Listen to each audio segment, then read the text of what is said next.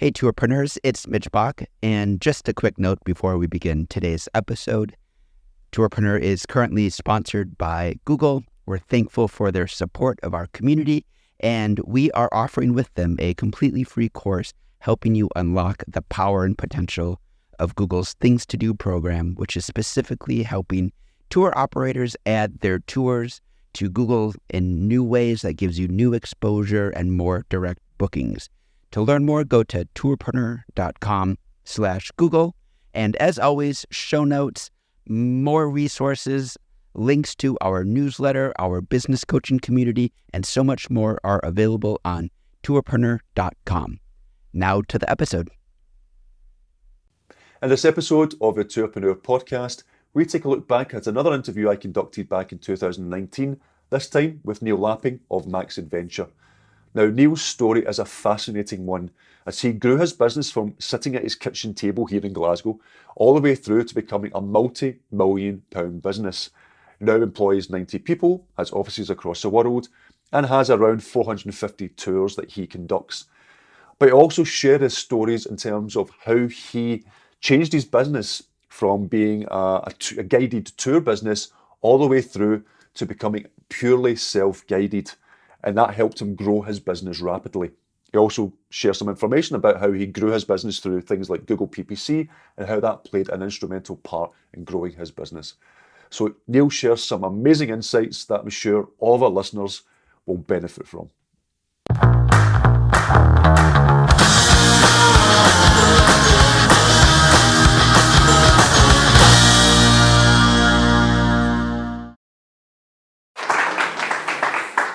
Are we? I'm good. Before you think I'm a reprobate, it's non-alcoholic beer. So it's like drinking water, just with more calories. Oh, but you supplied the beer, and it's in your offices. I think it's allowed. That's all right. Yeah, it's allowed. So no, thank you very much for doing this. I really do appreciate it. I've known Neil for 10 years. Probably, I think we're one of our very first clients. I think when you came into a tiny little room that we had. You and Tom you were like in the top floor of some chambers, which is like hot as hell in summer. Yeah. And there were the two of you like sitting opposite each other, and I think it was like me and my dog who came in to kind of, You were the first professionally built website. Before that, one of my intros when I kind of induct new employees is showing like way back when, and oh my God, I mean the first website was just beyond belief bad. It was built at my I keep getting these talks called from the kitchen table.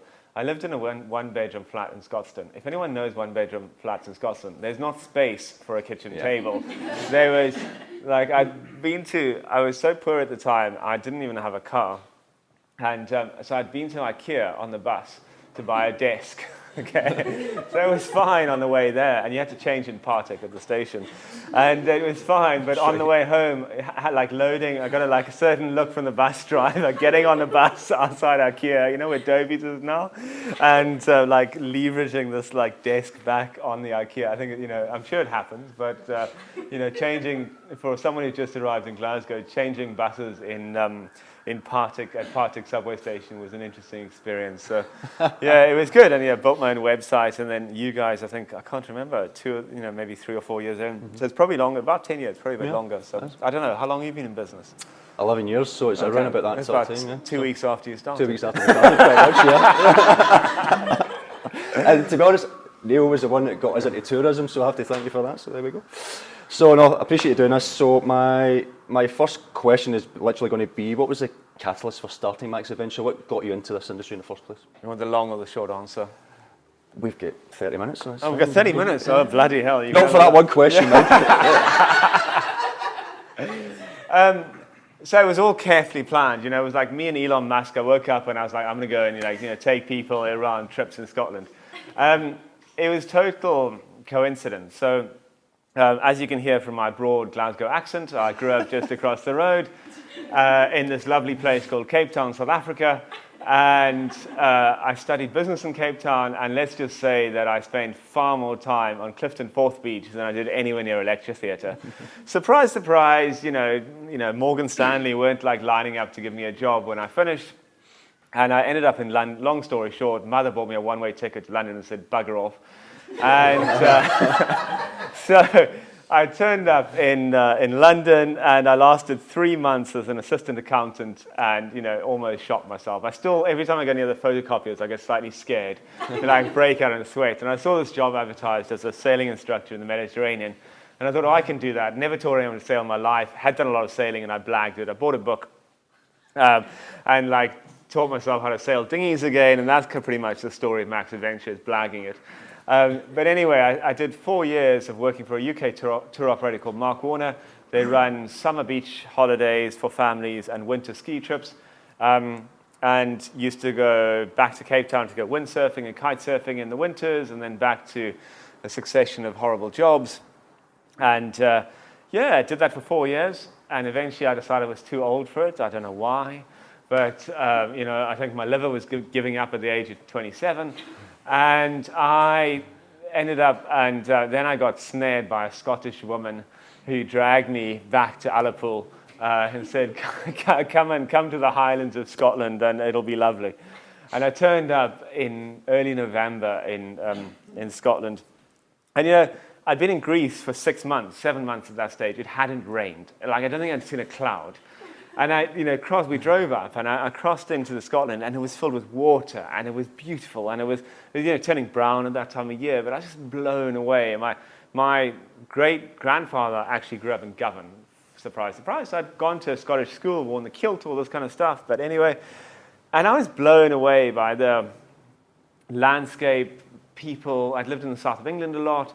I think we have this multi-layered destination in Scotland. It's not just the people, it's not just the scenery, it's the culture and the story and like a good film. It all weaves together and it catches people like me and beautiful women, and it catches you. And then suddenly you're like, oh bugger, I live here and it rains all the time. So I ended up in Ullapool and went traveling. You're a foreigner, you know what I'm talking about.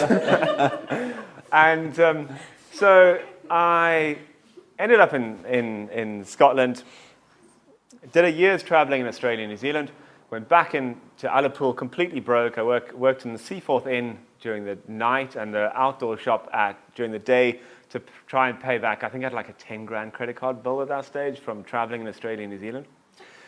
And I thought it'd be a great idea to set, I think what struck me is we have this great destination, and, it really struck me during Karen's presentation where we market ourselves as an outdoor destination, but the vast majority of people see the Highlands through the window, the rain-covered window of a tour bus or a hire car. And I'd had this great experience. I'd been sailing in Scotland, hiking, loads of out climbing, all this kind of stuff. And I was like, it's amazing. And then I had the same experience in New Zealand, traveling there. And I was like, wow, that's what made it special with New Zealand. And I think, as someone alluded to, New Zealand really connects you super well. Every hotel you stay in, you walk in the door, they say, okay, what activity am I booking for you tomorrow? And you go like, well, I'll go canoeing or whitewater rock. And you're like, oh. And they had this awesome time. So, and that's why I had a 10 grand credit card bill, because I'd said yes to everything. So I was like, well, I have no money, no experience. Let's set up. And I think also, at the time I was 27, and I was looking at the Shearing's holiday buses, or the things were stopping in the car park, and right behind them was stopping the backpacker-aimed tour bus. And I was like, and they were having the same experience, which could have been so much richer. So I had this idea. I was like, oh, they can do it in New Zealand, they can do it in Australia. Why is no one doing it in Scotland? With beautiful naivety, I was like, this is going to be so easy. Built my own website. By this time, I'd moved to Glasgow because the beautiful woman in Ullapool didn't like me anymore. I'm sure you can understand why, but anyway. So Glasgow women were more kind of, tuned to my, my sense of humor. And so I ended up in Scotland, in Glasgow, and I had this idea, and I literally started with this idea. We're going to run guided trips on the West Highland Way, Great Glen Way, and some weekend trips into the Highlands. And it was really driven, and it still is. It's driven by people, connecting people with authentic, interesting, like transformative experiences. You know, if you climb Ben Nevis and you've never been up a mountain and it's middle of February and it's blowing a gale and it's minus 30, that moment will stick with you. You know, that is what you remember. And it's the same, you know, when we're taking people, you know, walking the 700 kilometers of the Camino de Santiago or things like that. It's just to connect people, because as soon as you do that, the destination comes alive for people. People are like, oh, wow, this is what I'm here for. This is what life's about. And it doesn't have to be active-based. It could be a great meal, a great service experience, a really authentic host in a small B&B or inn. You know, that's the piece, the kind of little secret ingredient, that thing. And I was, you know, dumb luck. The first trip we did was the West Tunnel Way, which is one of the best walks in the world. So, you know, there was certainly an element of luck. But, you know, that's where the idea came from. And it's very much still a driving thing. So I told you I could talk, Chris. Yeah. I had Alex Bainbridge last time. So as I alluded to earlier, you've grown from behind your little IKEA desk all the way to now in this amazing office. I'm still envious about this office, with employing 90 people, and you've done that in a relatively short space of time in terms of business sort of time. What would you say was the key drivers to that success? And what, in terms of marketing, what do you think helped to build your business that quickly? It's my personality. You see, that's why I drink non-alcoholic beer. Okay, so in all seriousness, I started my business in 2003 when digital marketing was just coming out. So previously, to get as a tour operator, you need to publish a brochure, put an ad in the back of the Sunday Times, someone phoned up, you sent them the brochure, you know, massive high infrastructure. And whereas I could come in, you know, buy a copy of Dreamweaver, make a website, and you know, could market to the same people. So, you know, we are our growth. So Chris alluded to our growth. To give you an idea in terms of numbers, 6 years ago we were doing 5,000 customers. This year we'll do about 40,000 customers, most of them on 10 days. So that's like 400,000 bed nights a year, to give you an idea of the kind of scale of the business. We have customers from about 50 countries, our main markets being the UK, the States, Germany, Australia, New Zealand, Canada. But lots of things. So at the heart of that kind of rapid growth, you know, wouldn't exist without digital marketing. And I'll stroke your ego, Chris. You know, there was that first website you made for us. You're not in that business anymore, so everyone else has missed that boat. So it's there are kind of a couple of things. To me, digital marketing is quite easy. The first is you've got to get people onto your site. Okay, so how do we do that? And you know, we still spend a vast amount of money on Google AdWords. So we predominantly, that's still our predominant route to market is paid search. And why is paid search so powerful? Because at the exact moment someone stumbles out of the Ben Nevis Inn round the corner with their mates and said, oh, we've got to do something. There's, you know, boys, we've got to do something. They type it into their phone, you know, and they want, oh, let's do the West Tunnel Way. It'll be a great idea, you know, fantastic. We're from Glasgow. We'll do it in 4 days, you know. Anyone less than that is a wuss. Right, West Tunnel Way, 4 days. At that exact moment when they're half cut, they've drunk half of, you know, the Brookladder stock of Ben Nevis Inn, you know, we can advertise to them that at that exact moment. And that's where still, I can't remember the exact figures right now, I don't deal with it anymore, but a vast amount of our traffic comes from in terms of getting people to our website. And I guess we recently employed an in-house paid search person, and he had never seen an AdWords account older than ours. Okay, who does your paid search in here? So who was your paid search guy? Oh, he's left, okay. But I mean, he literally walked in, he's like, I've never seen a paid search history that went back to 2003. So, you know, for anyone building a tourist business, the first is getting people to your site. So paid search is still our predominant thing. You know, there's organic, there's content, there's all the other layers, but paid search, if we did nothing else, would just be paid. So the easy part is getting them to your site. The second part is fundamentally around building trust. So for me, you know, traditionally, he was talking about taking everyone to McDonald's.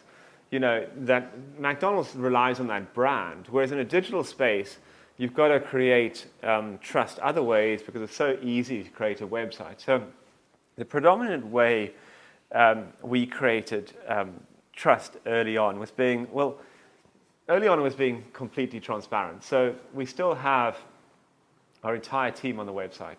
We still have, our contact details, my name. People can email me if they want. But so we did very transparent and people behind the brand. The second is we shared loads of information. So one of the small things we did is we sell packages. The most expensive part of the package is hotels. And most people and tour operators are like, oh, we're not going to put the hotel on the website. I'm like, well, what are you selling then? You've got to be transparent. That's what you're getting for your money. I'm not going to book something if I don't know where I'm blooming staying. And all the guys were like, oh, you can't put the hotel on. Guys will just book it direct. Yeah, of course people will book it direct. But, if 90% book direct and 10% book with us, happy days. So we were very transparent. We added loads of content. So that might have been hotels. But, we have thousands of blog content, pieces now across a wide range. And normally when we launch a product, that's the most difficult thing, is creating the content around it that builds credibility. And the most, the one thing that I did that changed more than anything else is we started using the reviews on the website.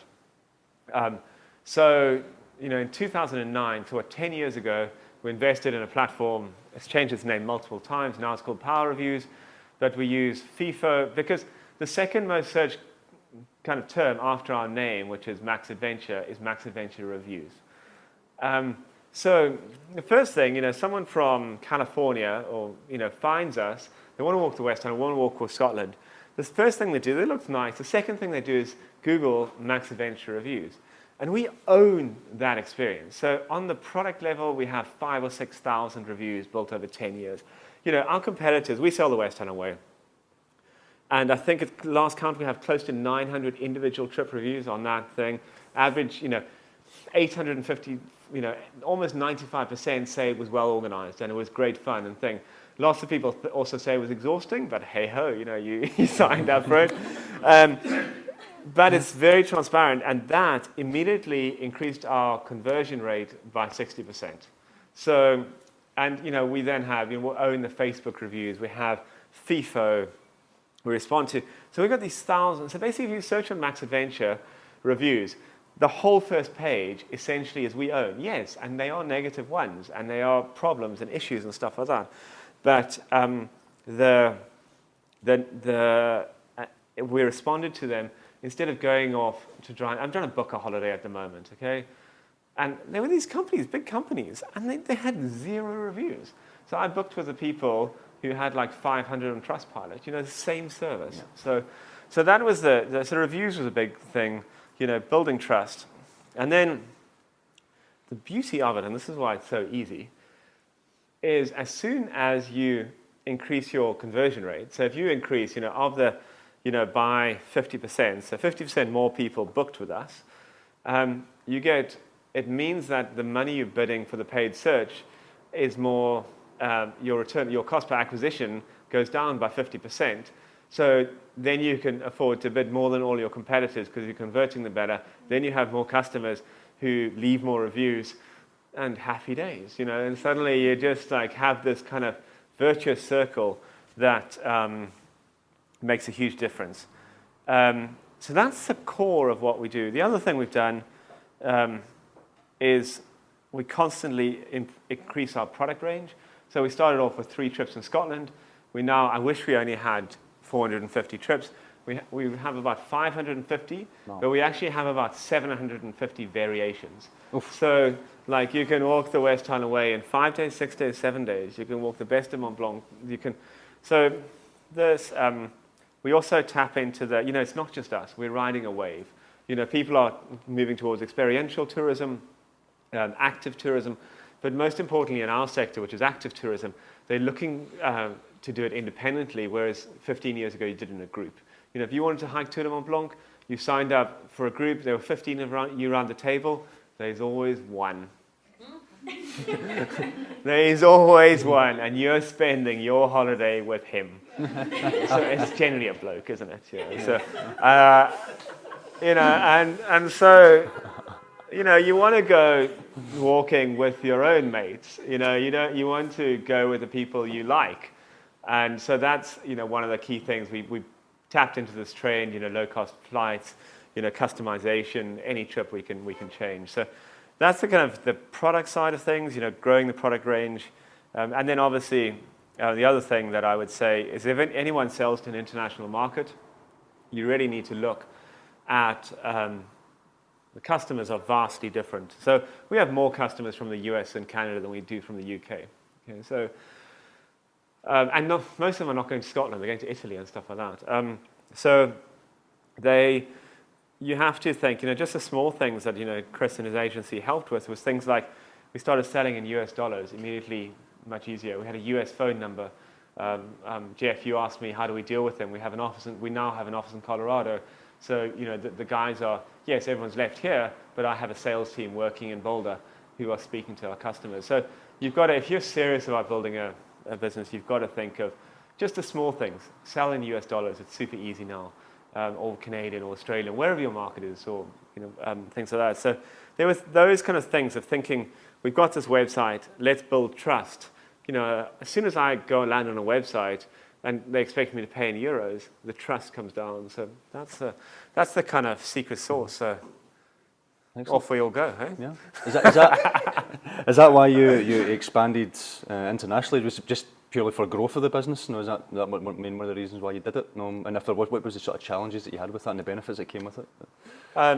So the three main reasons. So our first business we opened was in Germany in 2015, so 3.5 years ago. And we started with 2 people in a co-working space. We now have a team of 20, and it turns over about 5 million this year from, again, a kitchen table. It was Alex's kitchen table this time, but we sat in a flat and we kind of did that. So there's 3 main reasons we expand internationally. The first is to serve our customers better, because my German's pretty bad. You don't want to have me on the phone selling you a holiday. And to be closer, to really understand the customer. So we don't sell the same trip to every market. So for example, the trips we sell to the UK and the German market are quite different, and they're very different to the US market. So to serve the customer better and be closer to them and understand them, and also to get our direct distribution. So we used to sell through tour operators a lot. The problem is, we'd have these like 150 trips in Scotland, and we'd have a tour operator in Germany, and they'd say, oh, we'll take 2. And I was like, we've got these other, 20 great trips. No, we'll take 2. And that we couldn't, so we couldn't get any more penetration. They were sending us some business. So it's increased distribution. And then also to think about, to control our supply chain. So our business in Germany develops and builds a lot of our trips and operates a lot of our trips in Germany, Austria, that part of the world. So instead of having to, we do book a lot in France and stuff like that from here, but instead of having to kind of book through an agent, you add another layer of cost. So we develop and own our own IP and product. So be close to the customer thing, and it's a natural hedge from the business because German sales are doing fine now, so that's good. Things like the US customers, we work on much better margins for US customers than we do for UK customers, and there's less risk. Sometimes when the UK does badly, the US does really well, and things. So it's kind of to de-risk the business a bit, and and also I'm a sucker for punishment. I'd forgotten, after I started the German business 12 years after I started Max, and I'm sure some of you have recently started businesses, and Jesus, it's hard work. I mean, it's just like, yes, it is such hard work. Even if you've done it before and stuff like that, it's like every little detail of literally just finding space, or the tax stuff and all the admin, and you kind of forget how hard it is. Mm-hmm. But it's also, to be honest, when Max stops growing and it's just like doing the same thing, I'll just be on my yacht in the Caribbean. I have no interest in sitting there and going like, okay, can we squeeze another 1% out of that or 1% out of that? It's, to me, like what's interesting is starting and growing businesses, building teams. You know, it's really, it gives me a huge amount of satisfaction, you know, when I walk into a, you know, team in Colorado that, you know, didn't exist 18 months ago. And now they're 20 people who are full of beans, have funny names, you know, have beards, wear baseball caps the whole time, you know. So it's like, so I'm like, okay, I'm learning again, you know, and I start slipping up and start things like, I'm just reaching out to you, Chris. And my wife goes like, what? don't speak to me like that. But, you know, so I think it's, you know, that's what I really enjoy is starting and growing businesses. When that stops, you know, as I say, you know, book me the flight to Antigua. So it's a lot like having kids. You have the first one, and a couple of months later, you think that wasn't that bad, and then you have the next one, you go, why the hell did I do that? So it's good that you do the international side of things, and that's going to bring me on to my next question. And I don't want to use the B word it's going about just now, but with the current political climate, is that going to affect your business in any? Do you see any sort of blockages in terms of how the businesses that are doing on the business? Yeah, in the last 2 months, it's cost us 1.5 million quid of sales. Wow! In 2 months, you know that's wow. We were up 30% year on year to the end of the last 4 months of the last 4 months of 2018. We were up 30% year on year, no problem. The first week of January is fantastic. Then Teresa, you know, and her mates started playing games, and you know, like there was that big, you know, Commons defeat. Suddenly it was uncertain. You know, the Americans also started, you know, having their government shutdown, and it just like bookings just went, and just like went back to last year. So we're flat on what we were last year. We were the same. February started off really good as everything went quiet. But like there's a travel story every single day in the paper. Every single day. I mean, on the plus side for you guys who only work in Scotland, it's a pretty good time. You know, Scottish bookings and UK bookings are pretty strong. We're still seeing like really strong, like say Germany into Scotland. The US is trading well because they're predominantly going into Europe and the UK. They're not that worried about it, you know, either way. But it's Brits going to Europe. It's just like, we literally have emails every day saying, I'm not booking this until I know some clarity. You know, great, looks fantastic, I won't book it. Yeah. So more people are booking basically in Scotland, maybe. Or just delaying, just buggering around. Because nobody knows what's happening with the flights in case they book something up and then all of a sudden nobody can fly out, that type of thing. Yeah. So it's having, you know, and up until like 6 weeks ago, I was like, oh, you know, it's no worries, not really affecting us. We were like showing the consistent growth curve, and then suddenly, you know, as it kind of dawned, you know, for tour operators, our big booking month really is January. You know, the web traffic goes through the roof on the 26th of December. And so this is when suddenly I think people were looking at it, and then day after day, you know, from reputable, the Sunday Times, ABTA's having to put out these stories, don't worry, you won't need a visa, you know, all that kind of stuff. So, you know, I mean, again, and it's this, for us, it's this natural hedge. You know, our German business is going very, very well.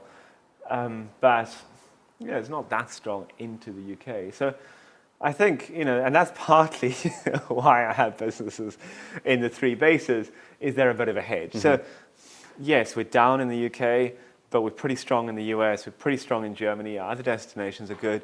Like, people staying in the UK is pretty strong. So we'll be fine, but what it is it's just stopping us. Like, we've got quite a lot of hires planned. So we were looking to add another 10 people to our business in the next few months, and we're just not hiring. So I mean, it's like first world problems. Yeah. I haven't replaced my PA. I mean, it's like, you know, so that's why I forgot to tell the cleaner you guys are coming today. So, you know, but it is, because it just means we also haven't hired a, you know, trip developer, this and that, the next thing. So we just kind of, you know, like big IT projects, we just kind of wait a little bit and we see how it goes.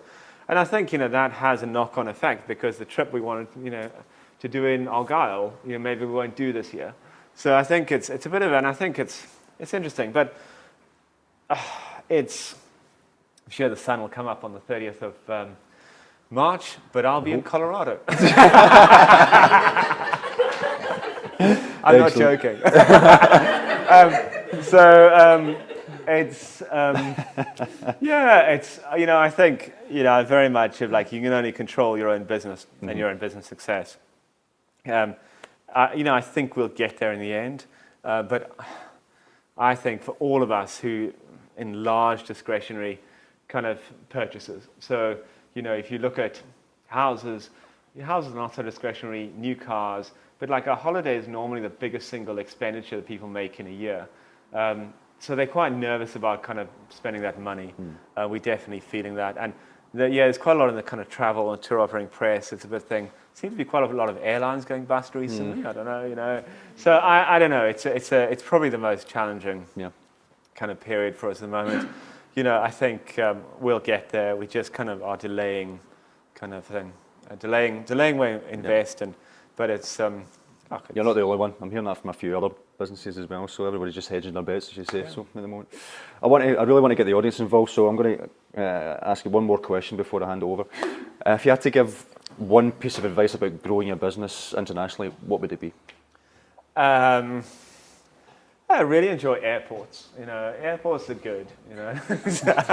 Really like know exactly which sandwich bar to go that you like in Schiphol. What their baguette costs and things like that. I think it's understand your customer.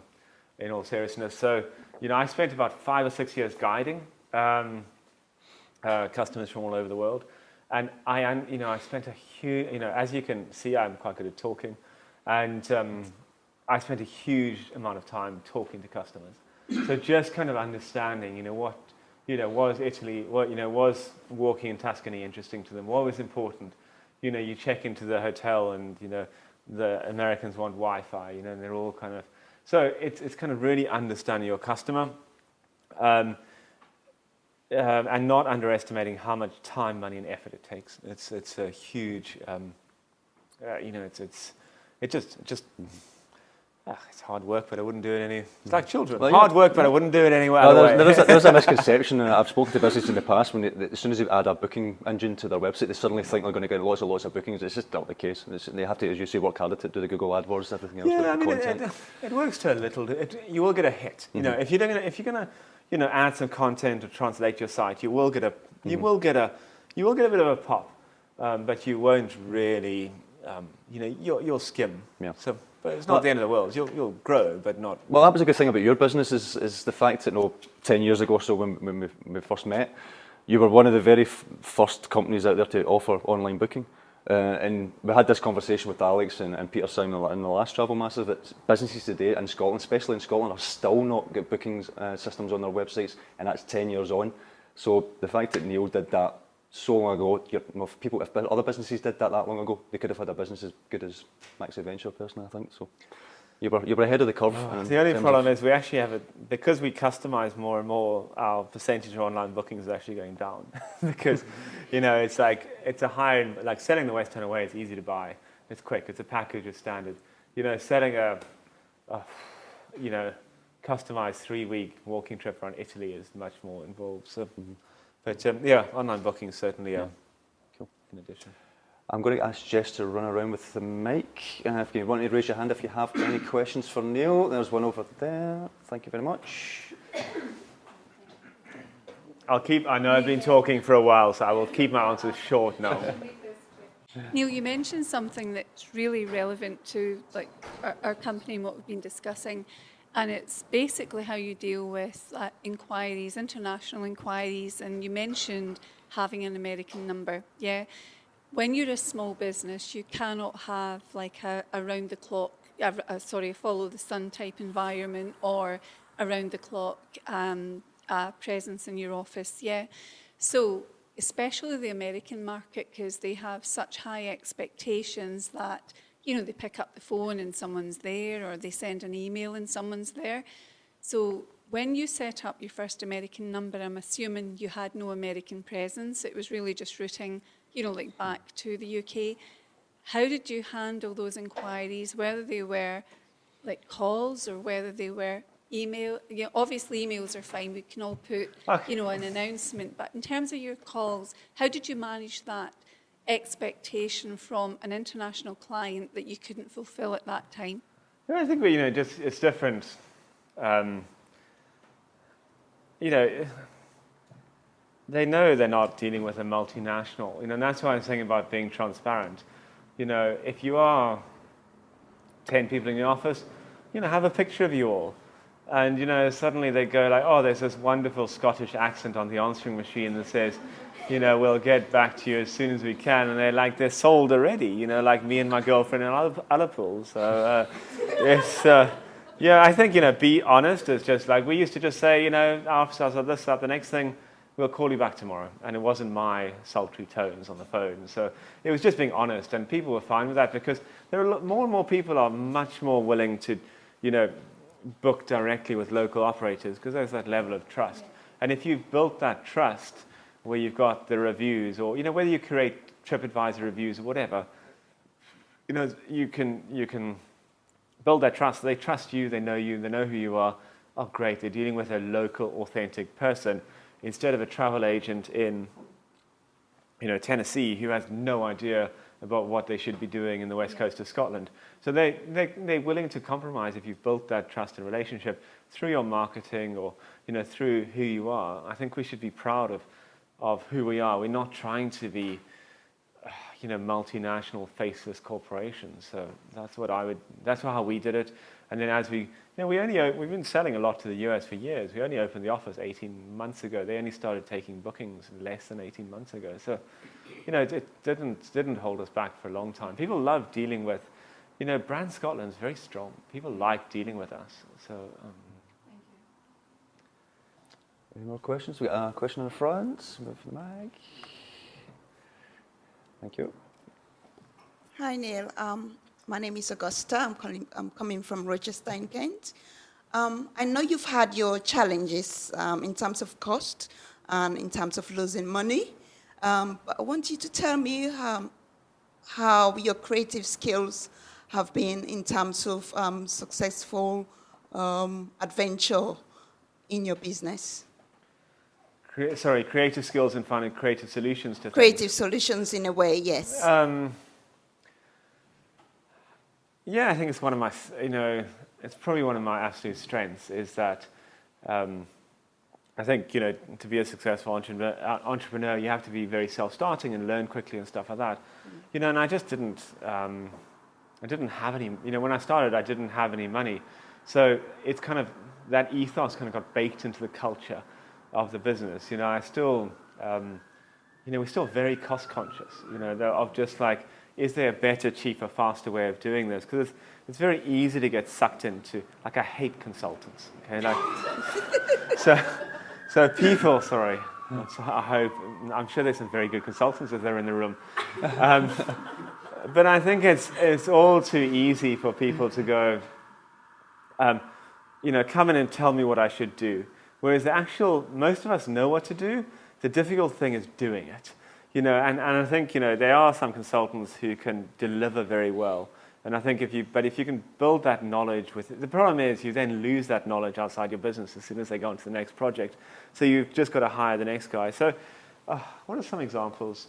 Built my own website, first time. This office space, was done. So there's some guys who are they saw our office and they engaged the same designers to do their office, which is one floor up and 2/3 of the size, and they spent 2.5 times as much money on the same. You could walk into the both, you would think it was the same company. So I think it's just, I'm always looking for, how could we do it more effectively? Because to me, that's delivering value to the customer and adding. So it means that I'm not having to charge. I can be, our pricing strategy when we first started was quite aggressive. It came in to be cheaper than everyone else.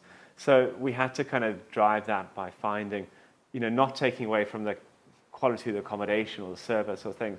We had to kind of take it away from that middle bit. So what other creative stuff? We don't use recruitment consultants. It's just all these little small things. we'd rather build our own section on our website, which is careers-based. So there's a few of the examples, but does that answer your question? Yes, and just one more. Have you done any successful adventure that you know that you have a buzz to it, that you know this is really successful? And can you name a country or anything? My favorite adventure? Yes. Favorite trip? I've done a lot. You must have a favorite. My favorite trip in the world is probably the Tour de Mont Blanc in the walk around Mont Blanc in France, Switzerland, in Italy. I just think it combines some multi-layered narrative. So you've got these wonderful mountain huts, you've got the kind of mountain life, you've got fantastic scenery, you've got mountain food, you've got the buzz of Chamonix, of everyone going off. I did it with good friends and stuff like that. So yeah, Tour de Mont Blanc. I also know the top of Ben Nevis very well. So 135, 130 times and counting. So, I know the west of Scotland really well. And I live on the West Highland Way. And I probably bike or walk on it, once a week. So, the Scotland is still where the heart of our business was. I still love it. I'm going hiking next weekend. So it is. It's good. Thank you very much. No problem. Anyone else got a question? No? Well, thank you so much for your time. I don't know about you guys, but I found that fascinating. I think what you've done over the last 10 years is phenomenal, to be honest, and it's one of the reasons why I asked you to talk. So can everyone please give a thank you to you?